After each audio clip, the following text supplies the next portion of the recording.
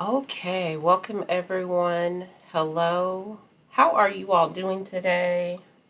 I hope you are well. Thank you for joining us. I see we have a handful of people. This is their first time tuning in, so we want to welcome you on behalf of the Emory Alzheimer's Disease Research Center. Thank you all for joining us on this Tuesday. Can you say Tuesday? You can even type it in the chat. It is Tuesday already. We have one more Tuesday to go in this month. And just a little bit of housekeeping. If you have been joining us, guess what? We have been doing this program every Tuesday since March 30th of 2020. Yes, we haven't missed a Tuesday. And if you've been with us since any part of 2020, thank you for continuing to join us. Thank you for inviting others to join. And so we just applaud you and appreciate each and every one of you for continuing to hop on and be a part of Zoom. We're in a pandemic, so right now, this is how we are able to interact and engage with you all because we have had to put a pause on our in-person programming. So this is the next best thing that we're able to offer and provide and stay connected with our older adults. So our mission here at the Emory Alzheimer's Disease Research Center is to ultimately find a cure for memory impairment. So we have about 40 research projects that are ongoing and that we work with many of our collaborators, our scientists, our junior investigators, literally across the globe to prevent and ultimately cure memory impairment. So if you are on our email list, you have gotten a link to the recording from last week. You've also gotten instructions about how to subscribe to our YouTube channel so that you can view previous broadcasts. And we also included a PDF of Dr. Cooper Smith's presentation from last week. Many of you requested that. So if you're looking for it, it was an attachment in the body of your email. So just make sure when you get those emails, you read through them and check all of those attachments and links because it has lots of valuable information for you. All right, so I'm just still doing a little bit of housekeeping. Let's see here. We have about 100 individuals on. And so today, what do we have in store for you today? All right. Well, every week we begin with exercise because what do we say? What's good for your heart is good for your brain. And so every week, John has been coming on and giving us an amazing exercise demonstration. And it's a variety of, everything from yoga, meditation, to cardio, to abs. So it's a full body workout in just under 10 minutes. So he kicks us off every week. Then you're going to hear from Dr. Brad Fain with Georgia Tech, and he's going to be talking about the Homelab and a couple of technologies that you may or may not be aware of, and possibly even an opportunity for you to participate. And then we're going to hear from Coco. She is the study coordinator for the Emory Geriatrics department within Emory. And she's going to be talking about a research study that you can be a part of. But before you hear from Coco, you're going to hear from Dr. Ken Hepburn. I know that when you participated in the poll, about 33% of you respond and say that you are caring for individuals with memory impairment. And so we want to be mindful of that. Everyone is not, we're not all in the same boat. We're not all categorized the same. Some of you are what we call the worried well. Some of you all are at risk, and some of you all do have a memory impairment, and you're continuing to join us and listen in and get all those amazing tips that we are providing today. So, lots and lots of housekeeping here. Any other comments or questions or anything you want to pose to our presenters today, you can post that in the chat or the Q&A. They're online and available today as well. And remember, the session is being recorded, so again, we will post that link on our YouTube channel and send it out via email next week. All right?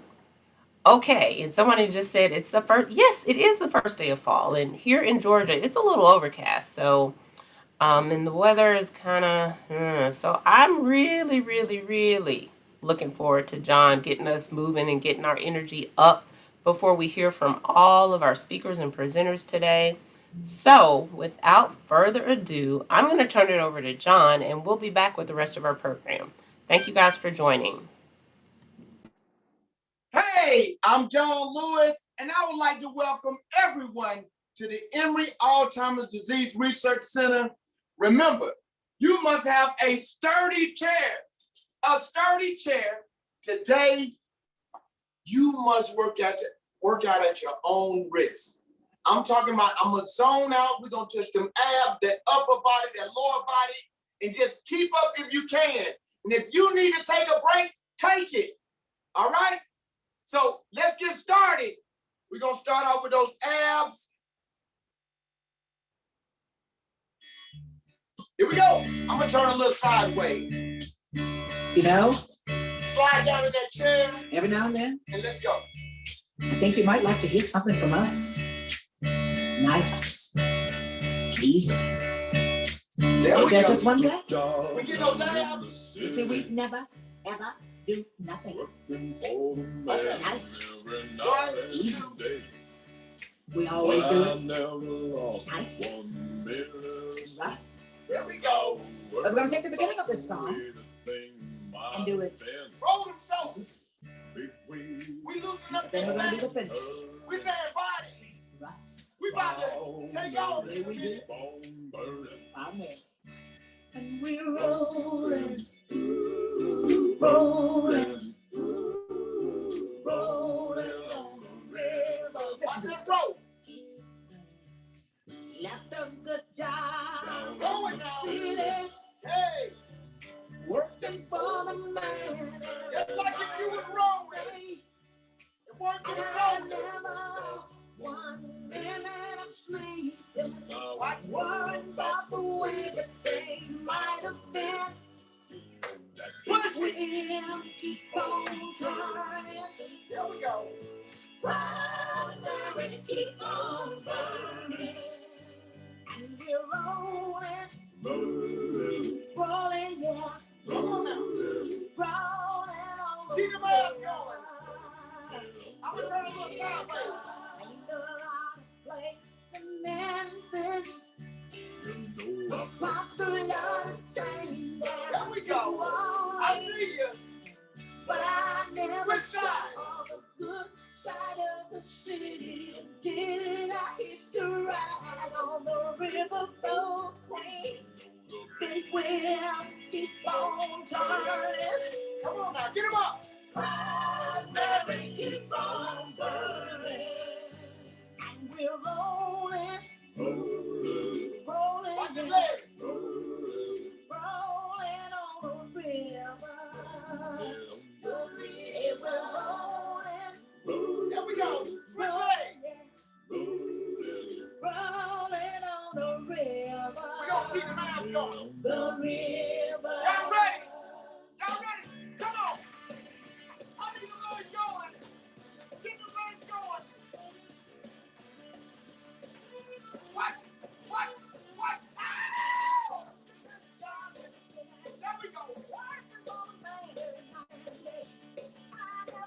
I need to see the legs going. Go.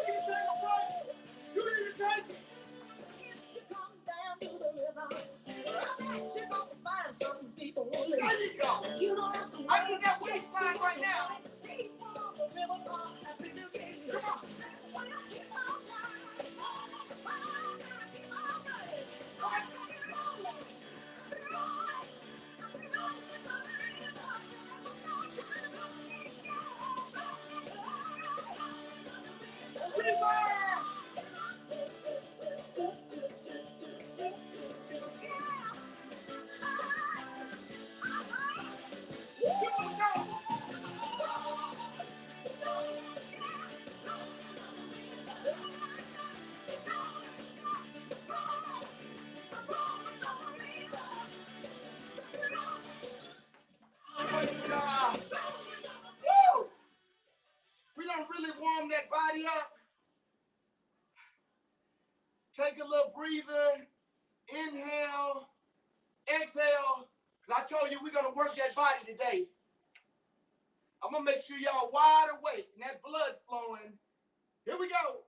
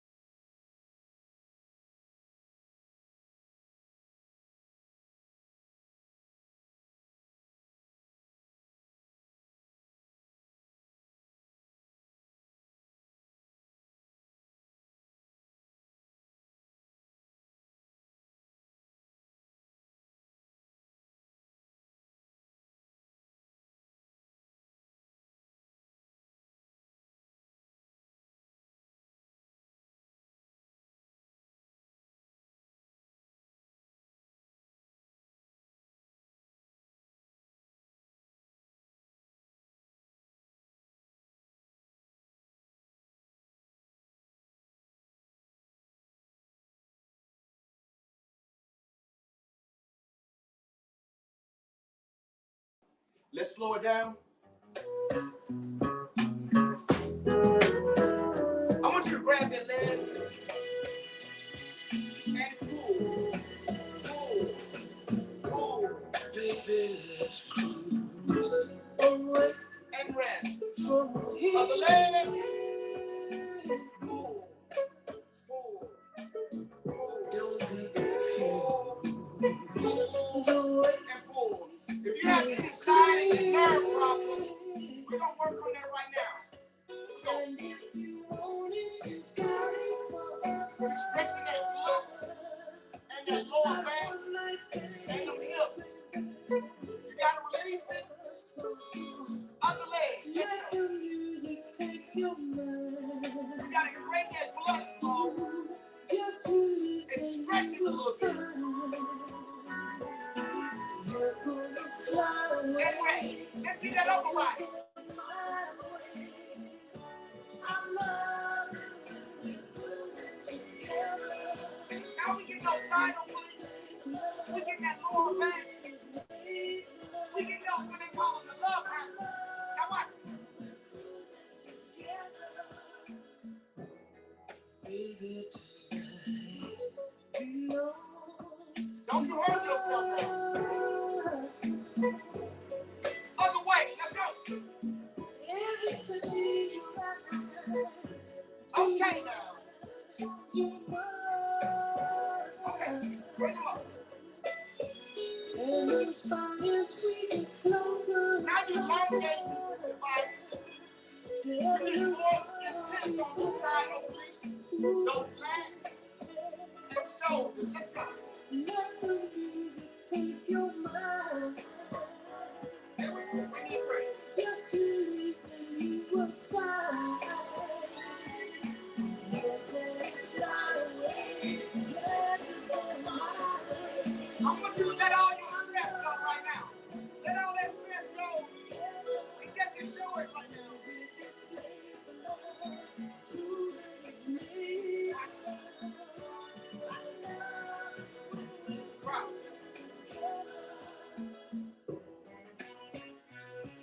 Okay. Come on.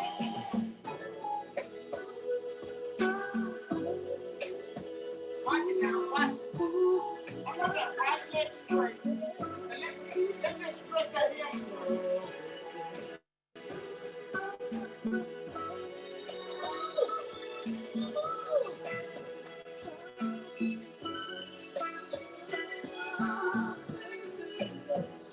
Switch legs. Come on, we all in this. Let's fly.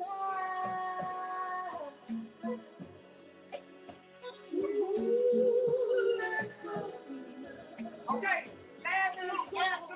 Spread it and rock and rock. And if you want it, you got it forever. And next up, next one, I just want you to go around. Let the music take your mind. Other way, let's go. Just release and you will find. You're gonna fly. Yeah, I'm glad you're going my way. I love you. Hey, great job. Woo! I want to say to you all, welcome again to the Emory Alzheimer's Disease Research Center, where we come every Tuesday to make sure you get the right and proper information, and also you get to see me every Tuesday. I'm John Lewis, and see you later. Bye. And tell others. Okay, we are sending John a round of applause. Yes, yes, yes. Thank you so much. You guys can send him an emoji or a hand clap or comments. He reads and sees all your comments every week. So thank you, John. We're so blessed and thankful to have his energy come through the screen every week with a variety of exercises. It's never the same and it's never dull. So thank you for getting our hearts up and our minds going as we prepare for the program. We're going to pack a lot in this remaining hour. I'm going to turn it over to Dr. Parker. She's going to introduce the rest of our lineup for today. And remember, at 3 o'clock, the CEP program will have another virtual program after our Brain Talk Live today. So, hello, Dr. Parker. Welcome. Good afternoon, everybody. Thank you, Cornelia, for that introduction. Today, you're going to hear from Dr. Brad Fain, who's the principal research scientist at Georgia Tech Research Institute, GTRI, and executive director of the Georgia Tech Center for Advanced Communications and Policy. What you don't know, and some of you know, but some of you don't know, is that here at Georgia Tech, right here in Atlanta, is where we test all those technologies that you see advertised in AARP. Well, Dr. Brad Fain's lab is the one that makes those recommendations. He's going to talk to us about things that he wants us to be aware of here in Metro Atlanta and the kinds of studies and things that he wants us to be a part of. His objective is to help aging adults live where they live as independently as possible. Dr. Fain. Thank you so much, Dr. Parker. I appreciate that introduction. And thanks for giving me the opportunity to talk to you a little bit about Homelab. So next slide, please. So Homelab is a research initiative that we started about 8 or 9 years ago now. And our mission is to support research and technology evaluations in the homes of individuals. Previously, a lot of research was conducted in a lab, And it just doesn't take into account the various needs and the context of use that technologies will actually be used in. And number two, you really can't spend a whole lot of time in the lab to really get to know a product. So what we do is we bring products into the home, technology solutions into the home, allow you to use them for a period of time, and then gather feedback that's useful to companies that are developers of these technologies in order to improve them. Homelab currently consists of around 600 homes in the Atlanta area, all within about an hour's drive of Georgia Tech, so we can go to the homes quite easily. They're selected to represent the diversity of the population, so that means we have both urban and suburban and rural homes enrolled in Homelab. And we have quite a mixture of different folks that are participating. Some representing chronic diseases, some not. Some in the later stages of life, some in younger older adults. But it's all mostly age 50 and older that are participating. A wide range of folks with disabilities and medical conditions are represented. Beyond just the fact that they're enrolled in Homelab, Homelab is a framework for handling and supporting all the data that we generate. So it's designed to protect your privacy and keep secure health information. Next slide, please. So one of the things we do, and this is totally optional, but this is something that we found particularly helpful as we've entered into the pandemic and not been able to visit homes as quite often as we do. We have the capability of going in and capturing the inside of the home, and for use by researchers that are participating with you. For example, on this is a home that's not anybody's personal home. Of course, we protect your personal home data, but this is a home that we use on campus. Nobody actually lives in it, but it's a home on campus called the Aware Home, where we test out these new technologies before we install them or ask them to try to use them. And so this technology allows us to go in and take three-dimensional pictures of the home, and you see that on the left-hand side of your screen.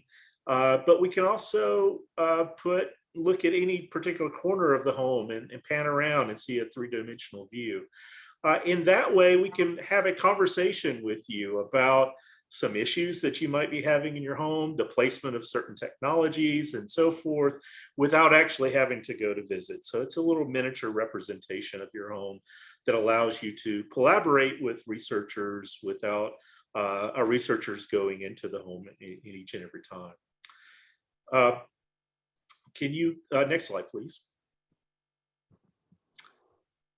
So yeah, one of the questions was, who can participate? So this is open to anyone age 50 and older.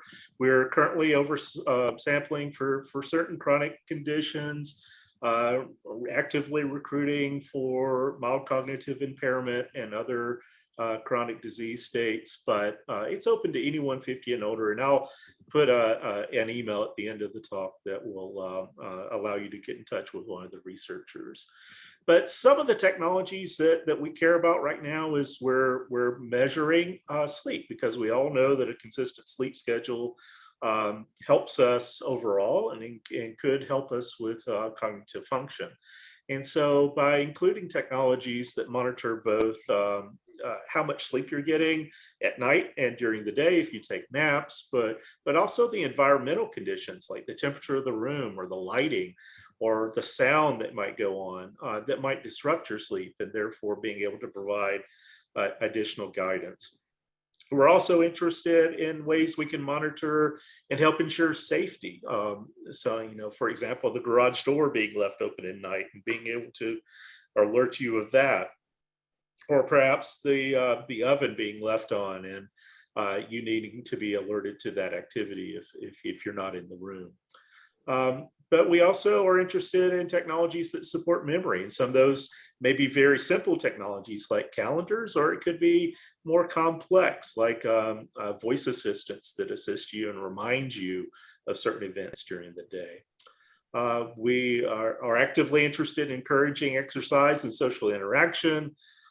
We try to measure key changes in your sleep, the way you walk, the amount of physical activity you get, and to some degree social interaction, because those changes might be of interest to therapists that can assist you in navigating the changes in your health conditions. And then we're also interested in how you manage your medications, so you can better adhere to the care plans. Next slide. So a typical home lab study, we go into the home, we talk to you about the technology that we're evaluating, whether that be an activity tracker or a sleep monitor or medication adherence technology, and make sure you really understand how to use it. All right. We answer any questions you might have, get your first impressions of it. And then once we're sure that you know how to use it, we will allow you to use it for a period of time. And it could be 2 weeks to 6 weeks or even longer. At which point we come back into the home and gather information about what you thought about it. You know, did it really fit your lifestyle? Was it was the information it provided useful, and so forth. Next slide.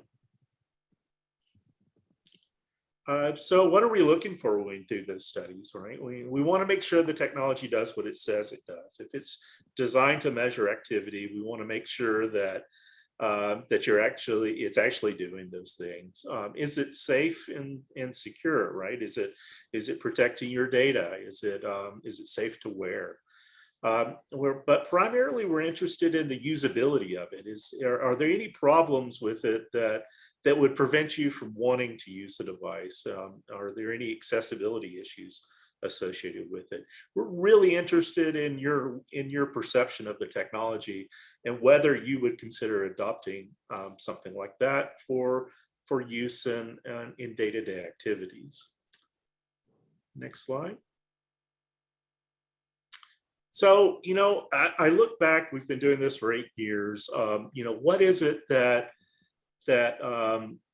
these technologies that are designed to be used in the home, you know, what are the lessons learned from that? One of the key things that I found out is that, you know, technologies can be great when they create awareness of the situation.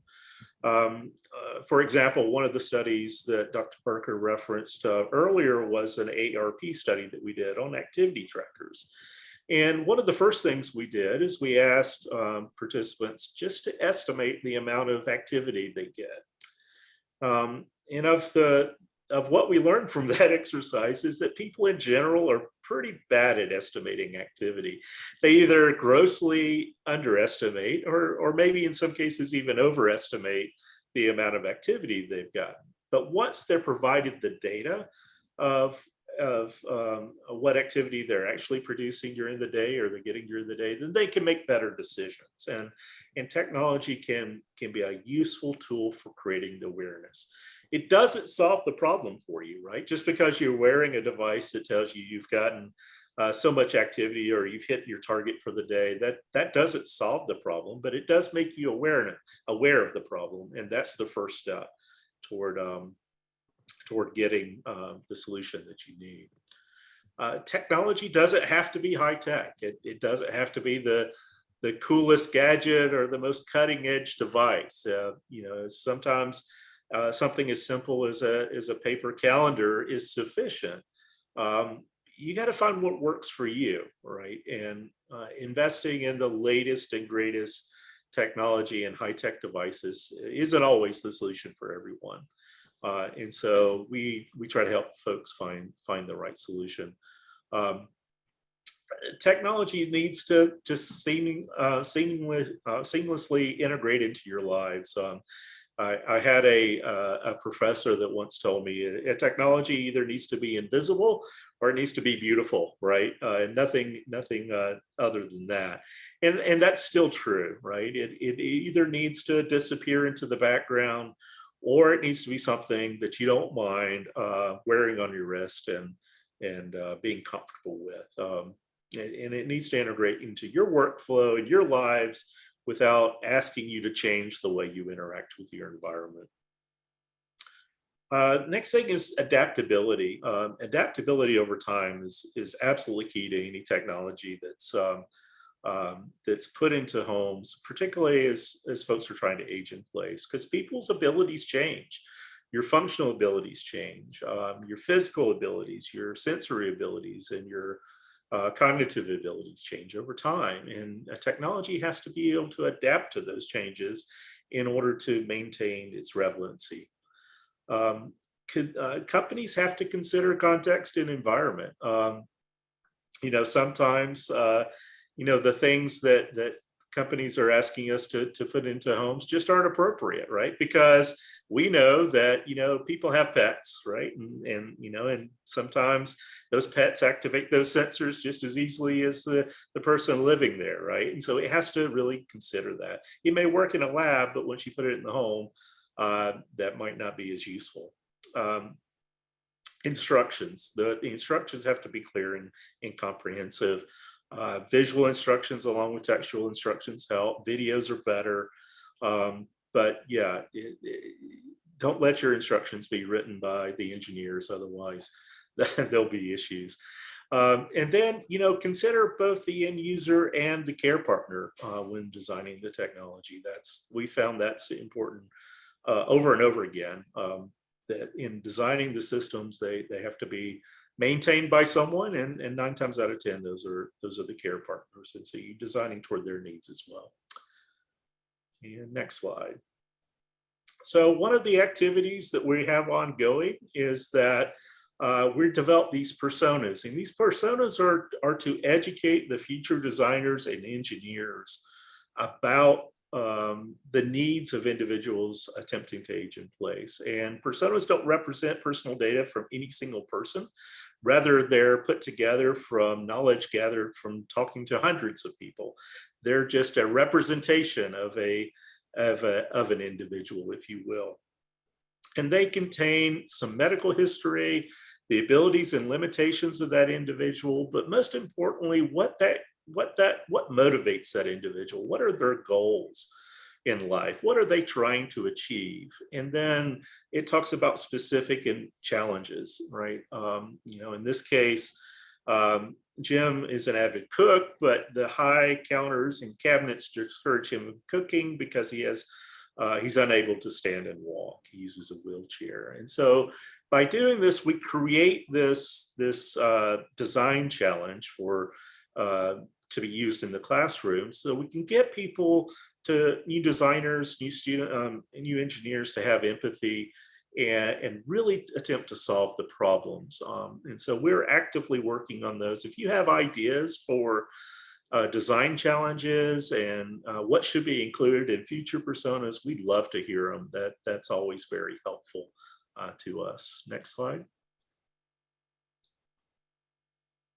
All right, so yeah, in summary, appreciate your time. If you have interest in help developing the personas, Rebecca, and her email address is up on the screen. We'll be glad to interact with you about some ideas about personas, particularly those with cognitive limitations. Right now, our personas only include physical disabilities, and so we'd like to include people with cognitive limitations in our future personas. Love to hear your ideas about that.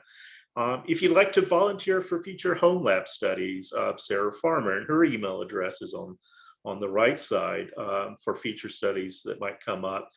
Please send her your contact information, and we'll include you in the list of people to contact for potential future studies. Again, thank you so much. Happy to answer any questions that you might have, but thanks for the opportunity. Thank you, Dr. Fain. And just for some clarity here with respect to personas, help me understand again what you want. You want to create a character or a person who has a specific problem related to his or her dementia? Yeah, so it can be about a particular issue that you're having, right? So like maintaining managing your medications, or it could be about maintaining schedules with doctor's visits, or it could be as simple as, caring for a pet, or perhaps, you're caring for someone else that has another type of disability, whatever it might be that is a challenge for you that you would like to put in front of students to have them think about and try to deal with that problem in the classroom. We're hope to create a set of maybe 9 or 10 of these personas. Again, they're not specific to any one individual. They won't contain personal data of any one individual, but we'll paint a picture about a situation and then give them enough information to be able to work on that as student exercises. One other question. When you started talking about the different kinds of technology that may be useful in some of our homes as we're aging, is there a particular device or tool that you think anybody should have right now to make things easier for us? I mean, some of us have a Ring doorbell and we have an Alexa and all that kind of stuff, which I think is real confusing, but is there something that you think might be helpful and useful for those of us who are aging? Something besides that button that says, "I'm on the floor, come get me." Right. Although we've tested those as well. When you mentioned that button, things are evolving, right? People don't use, a lot of companies aren't designing the pendant that you've heard about before, the emergency response units. They're evolving to be more like an application that goes on your smartwatch, if you have one of those, right? I wear an Apple Watch, but there's others that have different applications that if you've fallen, that it can send an alert for you. I think that's where the technology is heading. Voice assistants are interesting. They're limited in what they can do right now, although I hope to see that change in the future as well. And we're working with some companies to try to iterate those technologies to make them more useful to those that might have cognitive limitations. The fact that you can tie, for example, your Google Home device to your calendar, that certainly has, particularly if your electronic calendar is maintained by someone else, that has its advantages. So that's exciting. I encourage folks to get some sort of activity tracker that monitors sleep as well. There are different ones out there. I haven't found the perfect one yet, but it's there are various technologies that you can look at just to give you that awareness. How consistent are you being with your sleep schedule? How consistent are you in meeting your exercise goals during the day? That helps, right? It doesn't have to be super accurate. It just needs to give you some impression of the trends that you might be having. So if you were to pick one of those kinds of devices, okay, lots of us are Android people. We don't have Apple phones. We have Android phones. But when you say a tracking device, I'm assuming you mean like the Apple Watch. Is that what you're recommending? I wouldn't say I was recommending any particular product at this point. They all have pros and cons associated with them. Apple Watches, with their fall detection system, they're actually looking pretty interesting to me right now. And the price has come down on those. We're looking at a technology that is a wearable that fits on your finger, right? And it measures activity and sleep. So that's interesting to me as well, because that is something you just put on, you don't have to really think about too much. Doesn't have a display, doesn't have any controls that you interact with, you just wear it. But like I said, there isn't one technology that just stands out amongst the rest as being perfect for a use case. You have to figure out what works best for you. Okay. Thank you. Thank you so much, Dr. Fain. And for those people interested in creating personas, you contact Rebecca Shiner, and her address is in chat. And if you want to be a participant in the studies of wearable devices, sensors, and things that we're talking about, like Apple Watches, etc., you contact Sarah Farmer, sarah.farmer@cacpgeorgiatech.edu. All of that is in the chat. And I think Crystal and Cornelia can give you that information later. At this time, I'm going to give it back to Cornelia, and thank you again, Dr. Fain, for participating, and I'll call you again. Thank you. We are turning it over to Dr. Hepburn, and then we will hear from Coco about the partner study. So welcome, Dr. Hepburn. Good to be back. I hope everybody is well. I will just briefly, I was asked to give some caregiver tips, which is always a sort of a dangerous thing because it's such a complicated business. But what I wanted to do, and I'll share my screen, was rather than giving tips, just a second. I thought it would be useful just to think about some principles. Is that showing up? Yes. Good. So this is about providing care to or guiding the days of a person who's living with a dementia illness. And I think there's a sort of a general framework that one could adopt or adapt for that. And so I want to just articulate four basic principles. First is that personhood persists. The person who's living with a dementia illness never stops being that person.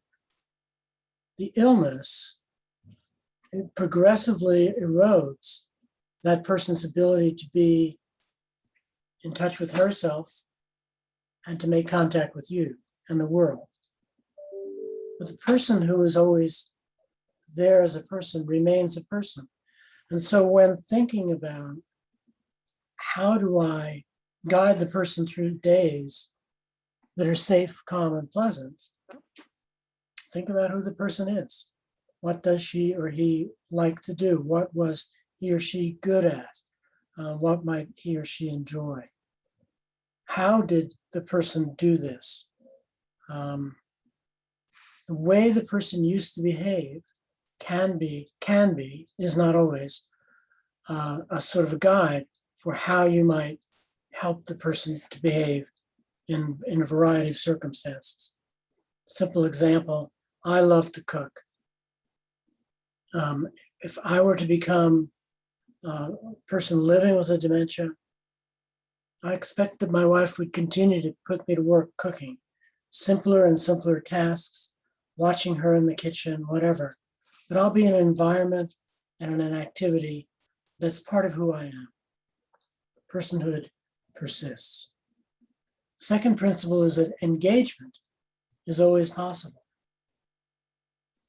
A person who's living with dementia doesn't become just a passive, non-active participant in life. She can still become engaged in tasks and activities and will derive pleasure from those, assuming they're aligned with who she is as a person, and assuming they're structured in ways that meet his or her current capacity, and assuming that you're guiding the person in ways that are understandable to her. So I'm talking in complex sentences and in full paragraphs. If I'm in the middle stage or middle late stage of dementia illness, I expect that my wife is going to use touch and visual cues, very short, maybe verbal commands to guide me to something. I can be guided, and I will become engaged. And that's kind of a goal, I think, for caregiving, is to make sure the person can and does become engaged. The third principle is that caregiving is a role. Okay? It is not something that you're born with and have inherent capacities for. It's also something that is not necessarily undertaken positively. There are lots of people who find themselves in a caregiving role for whom the term "I'm taking care of a loved one" is really not correct and accurate. So it's a role, it's a set of tasks and a skills and a body of knowledge that needs to be acquired. The fourth principle is that self-care is essential for the caregiver. This is a principle I think that is often neglected and overlooked, but it is just essential. Caregivers are dreadful at taking care of themselves. And if you're going to be good at it, you have to take care of you. And so the fifth point on this slide is that training can enhance caregiving skills and mastery. So if you're in the role, if you want to reinforce that personhood persists, engagement is possible, and you want to take care of yourself, find yourself a training activity. I've done this a couple of times. Here are 2 online self-paced training activities that you can become involved in right now. The Caregiving During Crisis course is all about how to take care of somebody who's living with dementia in a time like the pandemic. Lots of information about infection control, prevention, hospital care navigation. The second program, Telesavvy at Home, is exactly about how to help a person become pleasantly, satisfyingly engaged in daily tasks and activities. If you're interested in this, in either of these, contact Kieran at the information here, and I'll put that in the chat. And I hope that you will contact her. So, questions?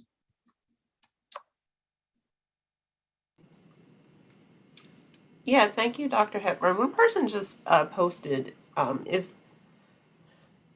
the dementia comes to a place where the person can no longer move or speak, are you saying that they are still there? Sure. And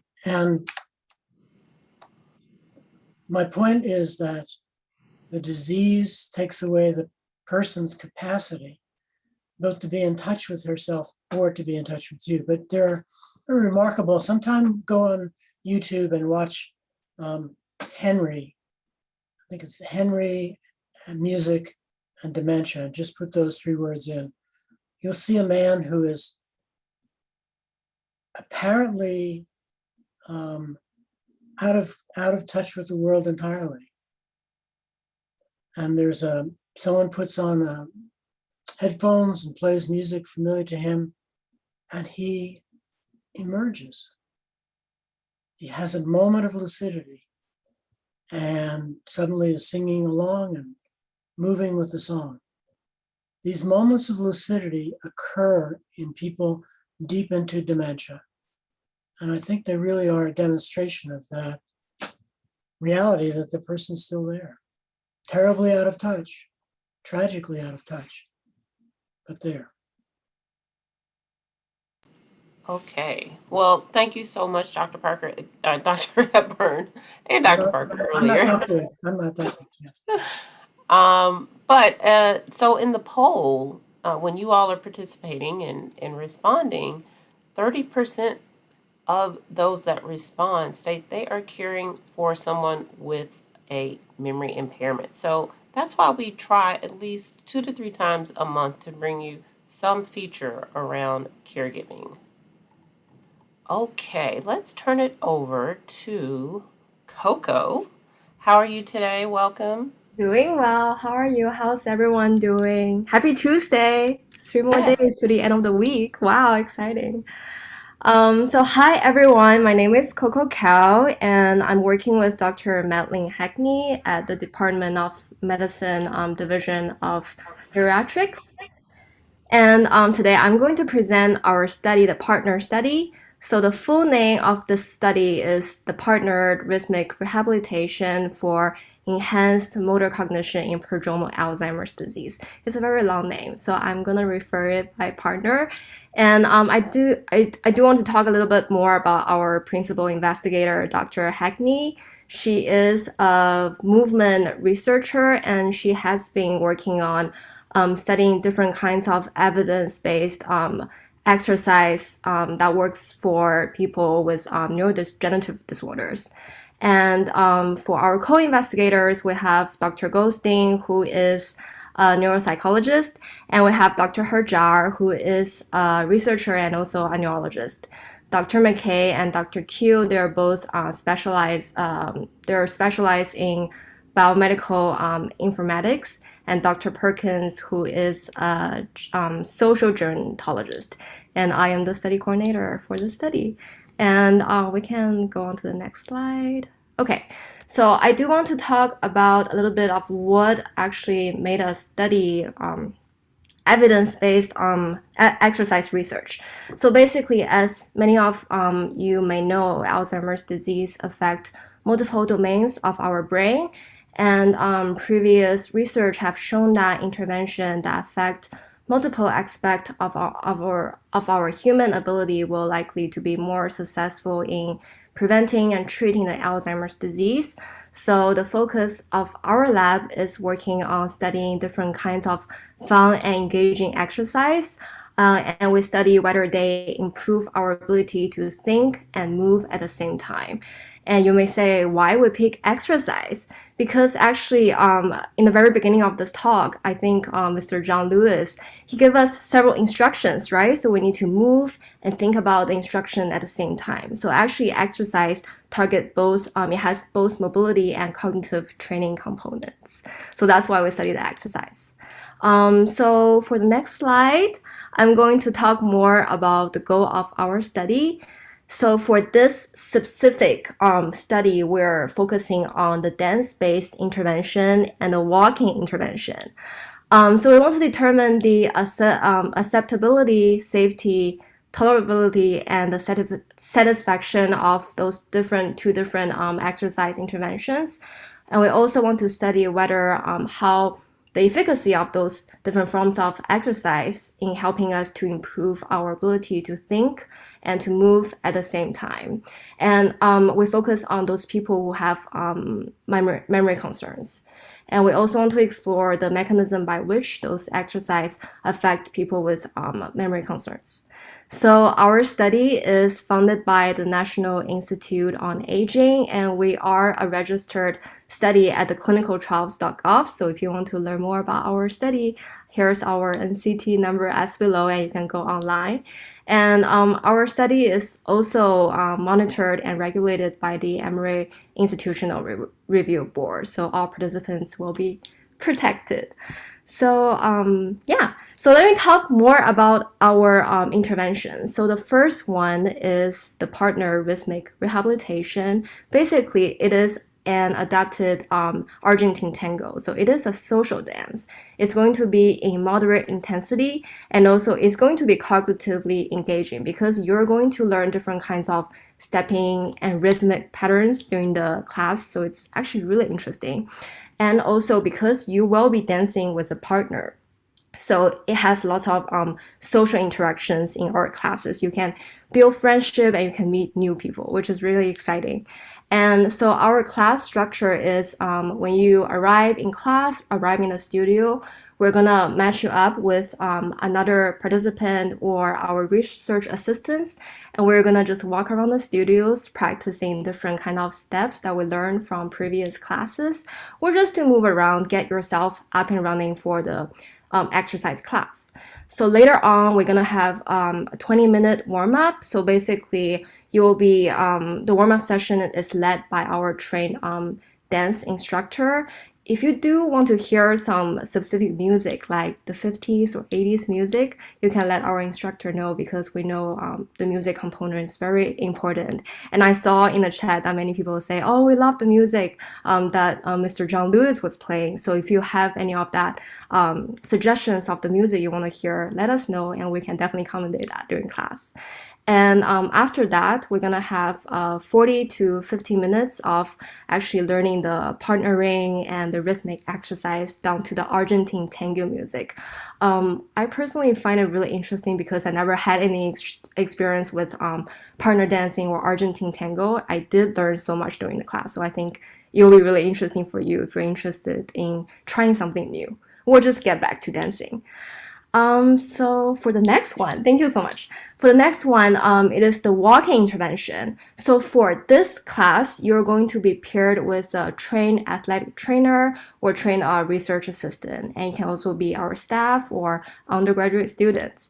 And we'll be reminding you of the safe walking mechanics such as heads up, shoulder relax during the entire walk.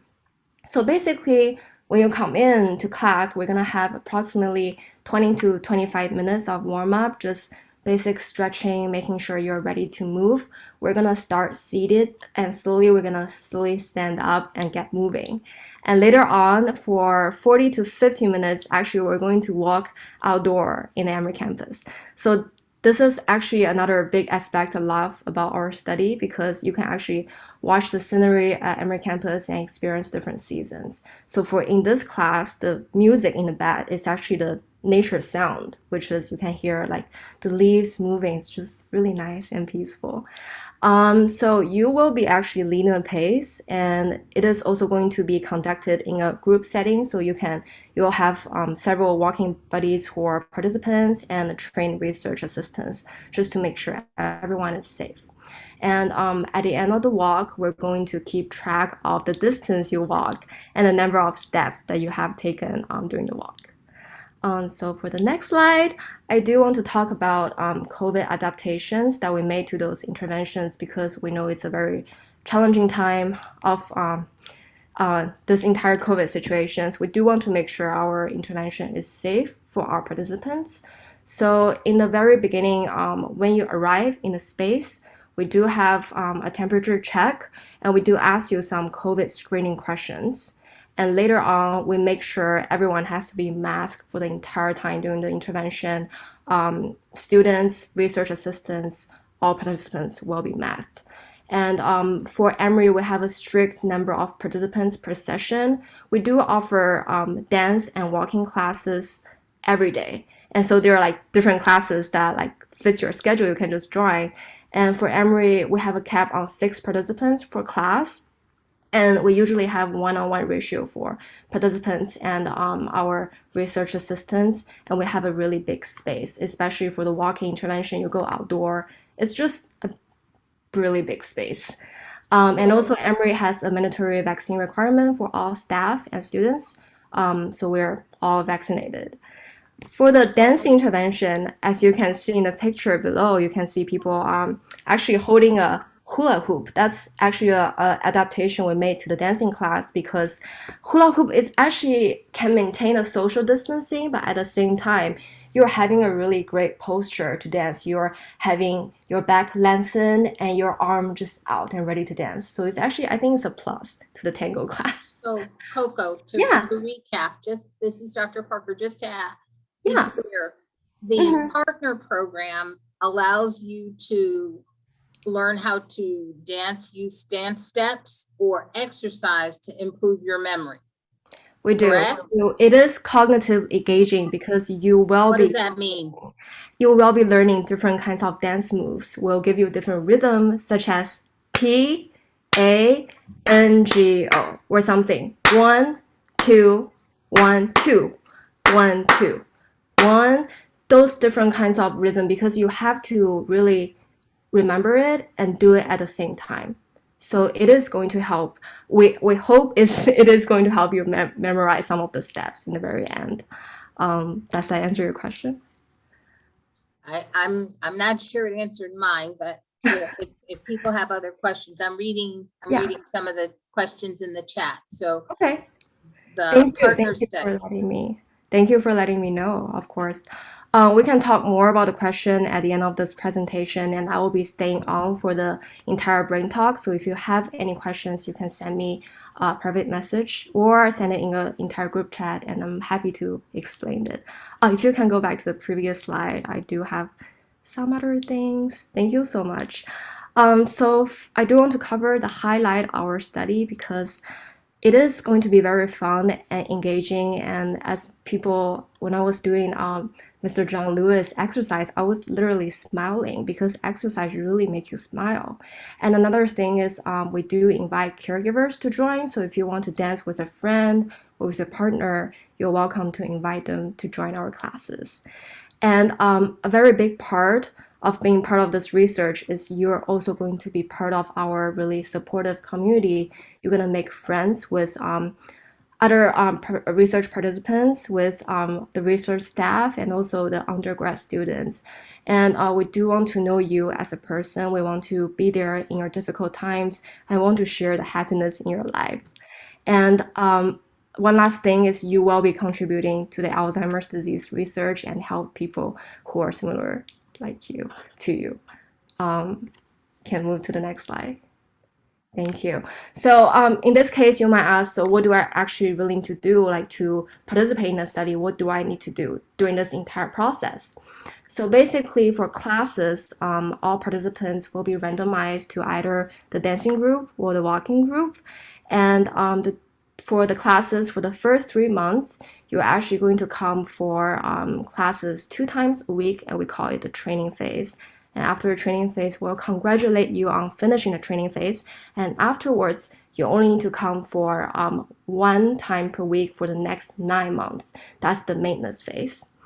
And we do have some major clinic visit in the study. So you will come in during the baseline and 3 months after the training phase and the 12 months after the maintenance phase. We're going to do some mobility, cognitive behavior assessment. We're also going to do an MRI and blood draw. We're going to assess your the stiffness of your artery, so that's called the vascular imaging. But that is completely non-invasive. You're just going to lie on the exam table. We're going to take your blood pressure and probe your carotid pulse at the same time. And you're also going to complete some questionnaires.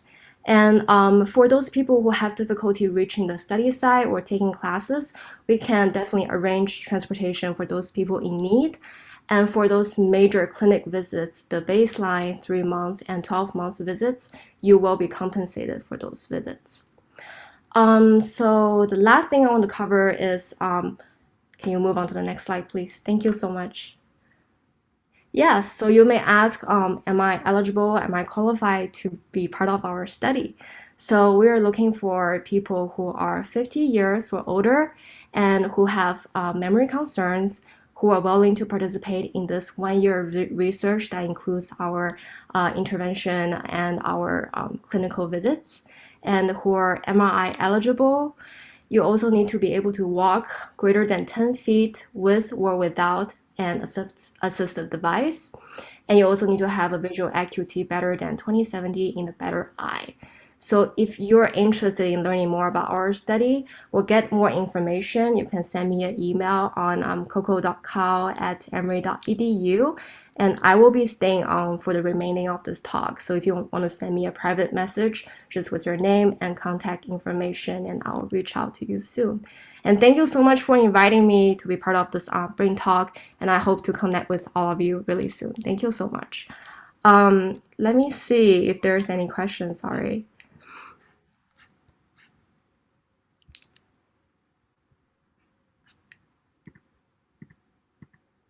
If I do miss any questions, please let me know. Yeah, and Dr. Parker, if you have any questions. No, I think that's it. We're running a little over our time, and Matt has put in the information about the cognitive empowerment program, which is ongoing right now, and you put that in the chat. I don't know whether Whit's going to be available to say anything, but no. No, Okay. it's, yeah, so we are going to try to have, thank you, Coco. We put your contact information in the chat, and we will also send it out via email. All right, so today you heard from Dr. Brad Fain, you heard from Dr. Hepburn, and Coco, who is Dr. Madeline Hackney's study coordinator. Again, tune in next week, or you can hop on the CEP program. They are going to have Ayatoni. He is an exercise scientist, I believe, or a physical therapist. I'm not. He has a title, and he's an expert in exercising, which is what we've been promoting today. All right. So if you want to get your heart rate up and moving again after today's talk, the CEP link is in the chat. Take time to grab that, as well as Dr. Fain's coordinators, contact information for Homelab, as well as Dr. Hepburn. He also had a contact for you to participate in the Telesavvy program, and then Coco's email as well. All right, someone asked, will they be required to memorize anything? Yeah, no. No, not at all. All right, so Dr. Parker will be back next week, right? And I believe it will be Brooks Kinney with Us Against Alzheimer's. And the And brain. and then we have about a month out until our 21st forum. So be on the lookout. I'm sure Dr. Parker will be featuring that program in the lineup coming up the next few weeks. So without any further um, remarks, I'm just looking at the chat. And Dr. Parker, I don't know if you saw any of the questions in the Q&A. Yeah, I did. I answered as many as I could. Many of them were statements. Okay. But we're gonna follow up a little bit more closely with what Dr. Fain has to offer at the home lab. Several people want to get involved in some of those studies, so stay tuned. Okay. All right. We will see you all back here next week, and I'm going to share the results from the poll because many of you have asked what is the outcome from the poll. So here you can see it. And thank you guys for joining us. We'll see you back here next Tuesday at 2 p.m.